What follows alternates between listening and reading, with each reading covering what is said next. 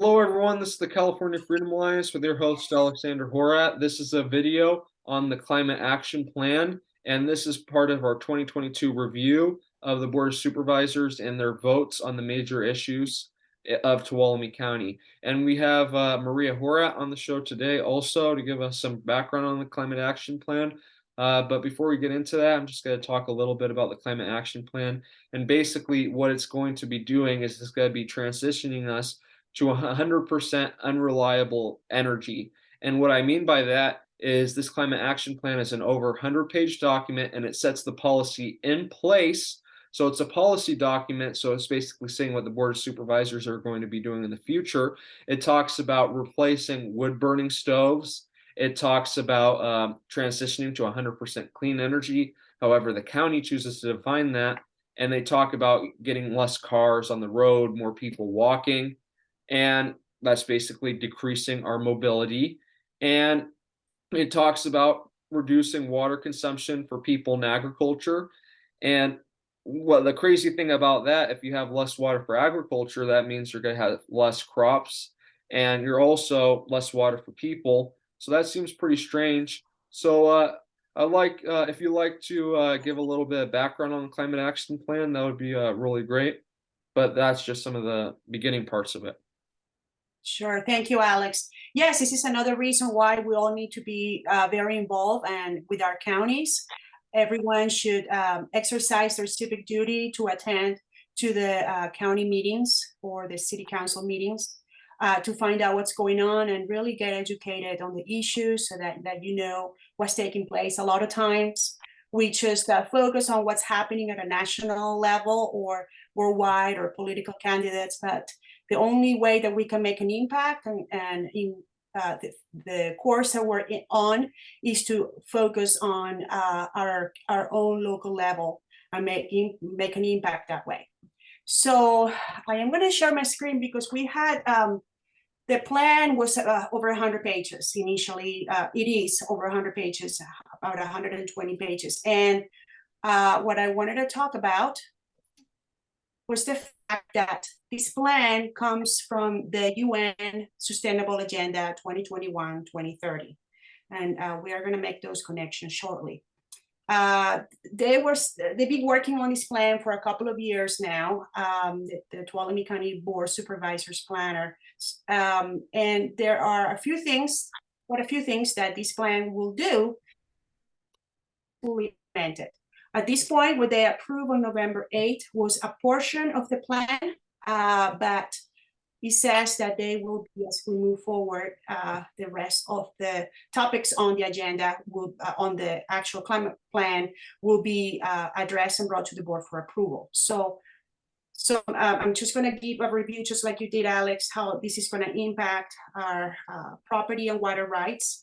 The plan calls for steps to take action aimed to control farming and livestock practices, implementing capacity for local farmers, meaning that the county will have the power to set limits and restrictions on cattle and other livestock. I know that this is a policy, it's not setting the regulations, but it's just setting the background.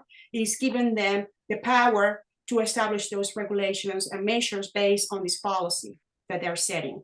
We know that the World Health Organization is setting limits on the amount of meat that we should eat instead of promoting meatless meat, as it has a lesser carbon footprint. There was an article by CSIR, which is the organization that has a track record of suing the county. Our county here is an environmental organization when they have an article, Eating Less Beef for a Better World. I wanted to also talk about that the plan talks, the original climate action plan talk about the transfer of development program, which is just another program that attacks our property rights. It's a method of land acquisition by the government. These types of program allow for local governments to impose regulations and direct development and growth to specified locations while providing compensation to sending area landowners. Once these regulations are implemented, these become part of the property deed, which transfers with the sale of the property. Another climate action plan actions, quote, actions will be taken. When they say actions will be taken, is very broad, so it can be anything, okay? on existing residential and non-residential buildings to encourage. And how does the government encourage? By either fining or giving some kind of financial incentive, right? Or taxing. Okay, so reducing, so let me just finish real quick here, Alex. So reducing the water consumption through water smart landscaping and other programs, which will inevitably take away our water rights, as we can already see in other counties, particularly in the Valley. Another action that was on the plan will be the plan involves replacing our wood stoves with more efficient ones, whatever they determine is a more efficient one. Okay, we know that they are part of the plan. The new plan now is implementing the biomass facilities. There's one that's already been approved that's going to be producing pellets. So my guess would be that in the future, pellet stoves will be the efficient wood burning, efficient stoves, heating stoves that will be efficient enough that will be allowed to be used. And these, of course, have to be on the failing grid. These will depend on electricity. Exactly. And one thing that I wanted to point out really quick too, that this climate action plan isn't going to be used to help the environment. This climate action plan is going to be used to help a few big corporations, because this is just part of the whole attack on like farmers that we saw in the Netherlands, with growing their food. Basically, they only want to allow big corporations like Monsanto and other ones like that to control the food supply. So that's why they're attacking these smaller mom and pop farmers and people who raise cattle, because they don't want them to raise their own food anymore or sell or have smaller companies sell food in this way. And also, this climate action plan is completely a monopoly plan too. This is just going to help PG&E even more than it already has, because if you get rid of all these other power sources, like energy sources, I mean, like wood stoves, transition to 100% clean energy, basically that's putting more strain on our failing electric grid, and it's also giving PG&E more leverage and more power in the county, which is a big corporation. And the reason for that, if you get rid of natural gas and wood to heat your homes, then that's going to create some major problems with you're gonna be forced to use electricity to heat your home. So that's just one thing that I wanted to add really quick to what you were saying. Sure. Let me I wanted to talk a little bit more about the transportation aspect of it. Okay, so we know that under the climate action plan, they want us to transition to 100% unsustainable energy grid for all of our power needs, as you mentioned. So all while reducing, they're taking steps to also reduce our electricity grid demand. How would they do that? That's a very good question. The implication of these two measures will mean that people will not be able to charge up their vehicles. So you buy a very expensive Tesla vehicle and you can charge it. There's not even enough chargers to charge everybody. Even if every person owned a Tesla, there's not even enough chargers in the areas that are more Tesla friendly. There's not even enough chargers in those areas for all these vehicles. That alone, how long it takes for these vehicles to be charged. So they just want to limit our mobility. Our mobility. Even run basic appliances to keep the lights on. Yeah, and these and at the same time, and at the same time, they want to reduce our demand for electricity, resulting in an unsustainable way of life. That's the part that doesn't make sense too. And these new electric vehicles are actually really bad for the environment too. It's and they're run by really big corporations like Tesla, a billionaire. And we can talk about the batteries, and you cannot dispose the batteries. Right, the lithium mining, that's really harmful to the environment, and they don't seem to care about that. And they're approving all these biomass facilities too, which are just let's go into that. Let's go into that too, because I wanted to cover the fact that the state of California does not account for CO2 emissions footprint. And they want to ban gas vehicles by 2035, while it doesn't account for the wildfire emissions, which are in 1 year, they put out more emissions than, at the last decade worth of vehicles emissions. The plan also seeks to pursue the establishment. This is very important, and this really ties in with the biomass facilities that the Rockefeller Foundation funded through the Sierra Business Council. Actually, they gave a grant also for the resiliency centers. But the plan seeks to pursue the establishment of new solar and wind farms with assistance of the Sierra Business Council. We talked about this SURF, the Public Business Partnership that they already done to change the governance, how the governance will talk about that. But hang on one second.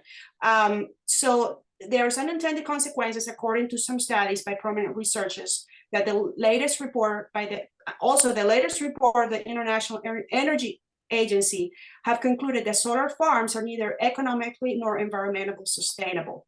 And they pose also a threat to national security, as China's solar panel supply chain domination is of considerable vulnerability to overdependence. Well, exactly. And one major aspect I would like to talk about too is the relation of the Climate Action Plan in the United Nations, which is a globalist organization, which is funded in a large part by big corporations like the Rockefeller Foundation, which has been funding a lot of county programs recently, basically to completely control every aspect of our lives. Actually, one person, famous quote, Klaus Schwab saying, "You'll own nothing and be happy." And that's basically this climate action plan is taking a lot of the stuff that you own and transferring it to a few powerful corporations. So if you could give us a little background on how the climate action plan is related to the UN, that would be greatly appreciated. Basically there's three things that the Sustainable Development Goals by the United Nations focuses on. The 3 E's, I like to call it. That's a very quick way to remember what they're all about: equity, environment, and economy. Right, those 3 things. So they have all of these plans, 17 goals. If anybody has doubts and thinks it's a conspiracy theory, all you got to do is look at their website. The information is there. All you got to do is listen to the World Economic Forum, Klaus Schwab, and listen to him, to all the plans that have been, are included here. And I want to also mention, because I wanted to finish. And also one thing too, a lot of these things, can you go back to that? Yeah. A lot of these things sound really good, like clean water and sanitation, no poverty. But the actual implementation of these goals is not actually doing the things that they say. Yes, there was a really good. Because like in the Netherlands, for instance, it's one of the UN agendas. They haven't even been able to feed themselves. There's been riots in the streets because they've been trying to reduce their cattle herds, in some cases by like 50%. So that's really their agenda, is actually creating more poverty and more hunger. So it's really the opposite what they say. So I just wanted to point that out really quick. Yeah, basically they make it look very good on the surface for someone who doesn't really, understand the implications. But once they implement it, that's where the devil is in the details. All you got to do is look around all these countries, Holland and Germany and even South America, Brazil. You can look at what has happened with their food supply, what's happening with the food supply all over the world. Yeah. So I wanted to finish real quick on the relation with the UN. Yeah. Well, yeah, we know that there's a relationship with the UN, basically. And didn't they cite some of their sources from the UN website as well on the climate action plan? Yes, I am going to show that. I wanted to show something first. Can you see what I have here on the screen? Yeah, we can see your home page, but that's not what we want to see. Okay, do you see that? No, now I do, yes. World Economic Forum. Here how we have the electric bike is on the road to being entirely. Oh, right there, to the G20, it's time for universal connectivity and digitalized small enterprises. So that's part of the whole social credit system that they want to put in place. Yep, and there's more. I wanted to just touch on that. really quick, but I wanted to just finish. Let me just finish up really quick on this thing that I have on that talking about transportation, how they wanna control our transportation methods. Basically, they want to encourage us to walk more. Okay, I don't want to sound mean or anything, but the very same lady who was talking about walking more, and we need to walk more, and we need to get on our bikes, who was extremely overweight on the actual meeting. You know, they want to bring all of these plans that have nothing to do with what a government should be doing. So as far as the transportation, we covered that. How they want to just basically get us on the grid. Or they have all these traffic calming measures, and they talk about these roundabouts, bikes only. This is just a little cartoon on that. So for the economy, the increase of use of defensible space strategies, just as the recently passed vegetation ordinance, places a huge financial burden on many property owners. Many of them will not that's be able. true. That's true, and that's actually part of this climate action plan. It's going to make even more things that you have to do for building new housing in Tuolumne County. So this county is making the homeless problem even worse because families aren't going to be able to buy houses for cheap enough because their incomes aren't big enough. And there's been also a lot of things going on. There's been a disinformation campaign from the county. We've actually been seeing they made a FAQ saying basically that everything that we've been saying has been untrue. And they also have the Union Democrat attacking us, saying that we're conspiracy theorists, saying that there's nothing to do with the UN. And I would just like to play a video Oh, from a supervisor in our county, and I think it's pretty telling, some of the stuff that he says. So we're just going to play it really quick so you can all just hear it. Evening in Tuolumne County, and Nia Kirk, District 3 Supervisor here in Tuolumne County. It is Monday, July 18th. Sorry, it's a little dark out here. I'm outside working with my computer, and my sheep are yelling at you in the background, so excuse them. But hey, I want to get on here real quick. I got an email from our CDD director, Quincy Yaley, regarding the climate action plan that's going to be coming before the board. And basically, she put together some Q&As, a lot of questions that have been coming from the community. There's one person in particular, I'm not going to name his name, but basically, I believe he may have organized something at the courthouse park and some other things. But basically, a lot of... And that was our group. We organized a protest against the climate action plan to get public awareness. And that's one of the Union Democrat. I know it was my motherlode covered that, but we'll keep going on the video. Misinformation. I don't want to call it lies because I just think people haven't really even read the document. And so anyways, this Q&A is basically, you know, there's apparently stuff going out around that we're going to be banning, or the CAP, the Climate Action Plan, is going to be banning wood stoves, banning burning, your backyard burning, eliminating off-road vehicles because of emissions.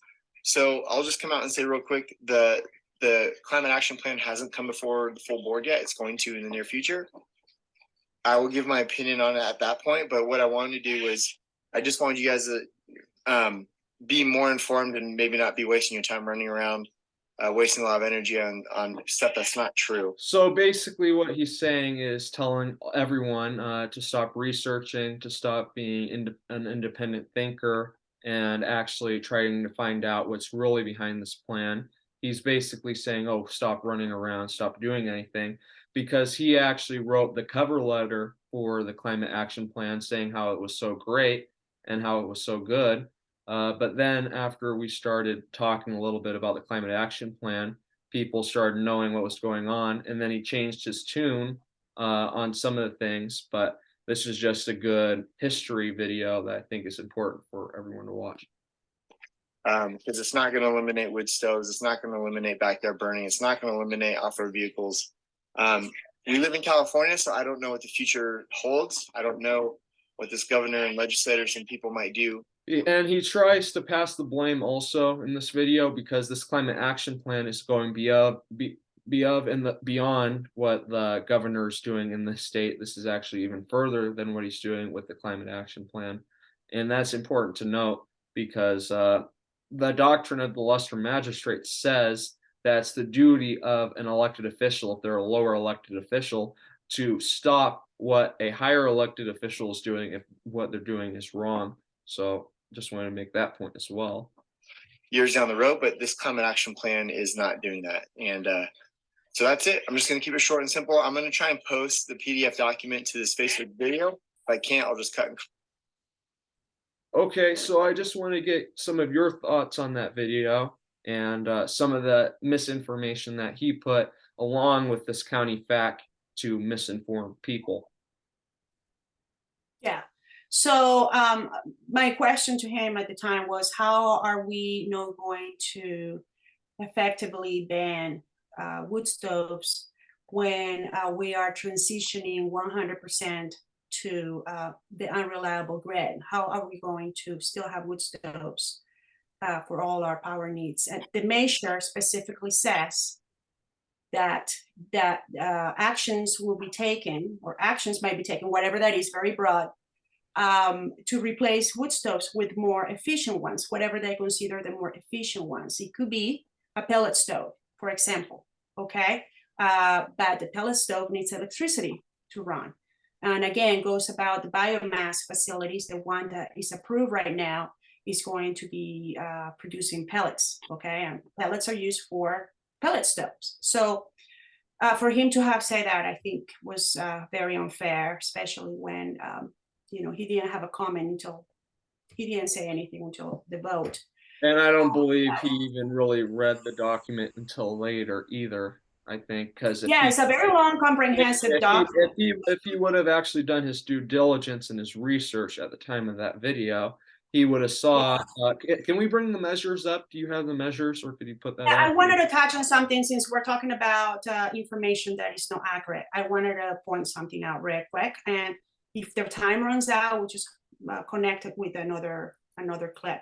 But I want to point out to this exchange, okay, and this was during the climate action plan, the last meeting when they voted for it, 4-1. Yeah. Okay. And this is Supervisor Goldenberg, and he's asking Quincy Yaley on the previous video that we watched from Supervisor Kirk. He mentioned that Quincy Yaley, who's the ACP director, that she called him and said that you were spreading misinformation. So I want to point this out and see who's really spreading misinformation. I want to show this exchange, and then I want to show the document, and then people can draw their own conclusions. And I know a lot of your presentation addresses, but I realize there's a lot of controversy here. People are concerned, but in general, does the Tuolumne County Action Plan, including the resolution that we're considering today, require the following: wood stoves removal or banning of new wood stoves? No. Chainsaws, gas operated, obviously is a concern. Banning use of them by the public or firefighting agencies? No. Lawnmowers, gas operated, banning use of them by the public or companies that use them for their businesses? No. Same for weed eaters? Same. Diesel motors, I know that that's a concern. The emissions, is there anything that requires in this plan or by the what we're looking at here that would require law enforcement to issue any tickets? No. If there was excessive? Wildfires. I see that the wildfire issue has been addressed, so I'll leave that. Off-road vehicle use, there's no bans? No bans. No requirement for people to ride bikes? No bike riding requirements. Just encouragement. The government's going to encourage you. So I'll look at a couple other areas, and again, controversy. Wait, can you pause that really quick? Yeah. Hang on. It's very important. United Nations, UN. Please. Is there anything in the Tuolumne County Climate Action Plan that states that the UN will have any say whatsoever regarding the Tuolumne County cap? No. Okay. Now, I want to bring us to the actual plan. Okay. Give me 1 second. And also one important thing to note too is that he was saying banning, but when the government encourages you in a policy document, it's essentially, you know, banning it because, like they said with Obamacare, you can keep your doctor, but nobody could because the great government encouragement with monetary form, so you couldn't keep your doctor anymore. So it's basically the same theory that they're using to push this climate action plan, and they're doing it in a very sneaky way to get it done. Yes. So let me just show you under works cited for the climate action plan. Okay, 2 things. ECLI, Local Governments for Sustainability. Okay, that's a partner of the United Nations. Okay, there's one. And here, United Nations 2015 Paris Agreement. Okay. Oh, So and obviously, that means it's not part of the United Nations, even though it says it right yeah. there. Okay. Yeah, it's not going to say you got to follow what the United Nations is there. It's not going to tell you in the plan in your face, but this is everything that they are taking for the implementation of this plan. Exactly, they're taking everything. Right. It's like they paint something white when it's really black. Right. So I think what I'd like to do next is talk about the enforceability part of the plan. Well, the way whether- they're going to be doing the enforceability is they're just going to be fining people out of existence. We already saw with the vegetation ordinance, which is a large part, you know, kind of within the climate action plan as well. They're basically, this is a good starting thing that the county did for them, is they're fining you if you don't cut your grass. And that's a huge overreach. Yeah, that's a way to encourage. And it's a great way for encouragement. You know, it's not making you do that, but if you don't do it, you're going to get fined. It's all voluntary, which is the Yeah, that's what's going to be on the actual. So this sets the broad policy, and now this will allow the current supervisors or any other future supervisors to actually implement measures that will bring possibility of fines or even, you know, whatever it is, whatever is popular at the time, whatever it is that they're implementing everywhere. Exactly, and it's really important to note too that, you know, there's a lot of elderly people too, like who couldn't afford to cut their grass or just didn't have the strength, and the county's got to be fining them. It's a great way too for the county to grab your property. If you don't pay the fine, they're going to put a lien on your house, lien on your cattle farm, and it's pretty crazy, isn't it, when the government has such powers and such broad, you know, things that they can do. Yeah, and I wanted to bring something up, Alex, before time is up, and that is what they're actually doing. This is their climate action plan page. So Okay. what was approved was on November 8th. The whole clean version of the climate action plan, over 120 pages, is right here. Okay. Right. They approved what they used to call the matrix, but it's now the work plan. And this is a portion that they approve. Okay. And so a few things that they added here was SURF. Okay. That's the public-private partnership that they passed without anybody really knowing much about it. With the Soviet Council members style. Okay. So the this work plan is basically what they approve out of it. Yeah. However, everything else that's left on the climate action plan will still, at some point or another, will get implemented into their actual measures. So they're going to be bringing all the rest of these items to the board in the future. So we've got to be very careful, very watchful of these. And it's important to everyone. Don't believe everything you're told. You know, do your own research on these things as well. But basically what the county's doing, they have a huge amount of money and resources in conjunction with the Union Democrat to basically discredit us, the people in our group, and just people in general who spoke out against the climate action plan. And you know, our group, we don't raise any money. We don't do any of that stuff because we don't want any corruption to become part of our group. And also, it's just really important to note also that over 40 people attended that Board of Supervisors meeting, and the majority of them said vote no on the climate action plan. And this board did not care, kind of like when they voted on that tax measure, Measure X, and they're still trying to increase the taxes. They don't care. So I think it's time for all of us to hold our Board of Supervisors accountable in a big way. I think first and foremost, everybody needs to go to these Board of Supervisors meetings and tell them to stop. They will always have every great reason in the book why they need to increase funding for this and that. But at the same time, our roads are completely dilapidated. We have the worst roads in California. And it's important to note that a lot of what they're saying is untrue. When they say we haven't read the documentation, various Board of Supervisors have said that, saying that we don't know what we're talking about, when that's just all a facade to cover up what they're really doing to make us look bad. But it seems like our time is almost up for this video. I would just like to thank Maria for making this video with me and my mom. And do you have any closing thoughts? I don't think we have enough time, Alex. Just be always mindful and watchful, and just do as much research as possible. Everyone needs to be doing that.